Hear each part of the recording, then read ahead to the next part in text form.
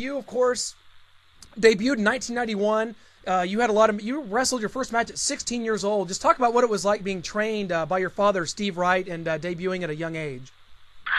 Well, it was a very tough time being trained by my dad because he's really stiff and he takes a no not for an answer. So it was a hard time, but I always wanted to be a wrestler, and I didn't have a problem with that kind of training. I mean, I'm a second generation wrestler, which means if my dad wrestled all over the world, internationally, very successful for 26 years. My uncle Bernard Wright wrestled also many years, internationally successful, and the trainer of my dad, which was like his dad, he was promoter, wrestler, and he also had a wrestling school, trained also the British Bulldogs.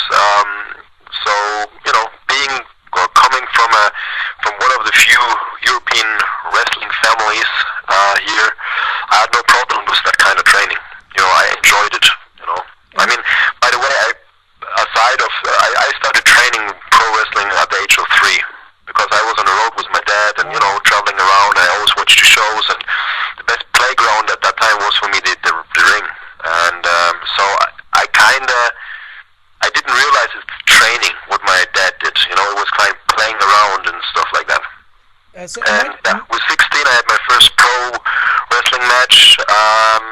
It was tough because I was the youngest wrestler at that time in Europe, and it was hard because everybody expected a lot from me because of the name Wright. You know, my father has a very good reputation in that sport and good name, and you know, all the colleagues watched my match, the promoters watched my match, and of course all the fans. You know, so there was a lot of pressure on me.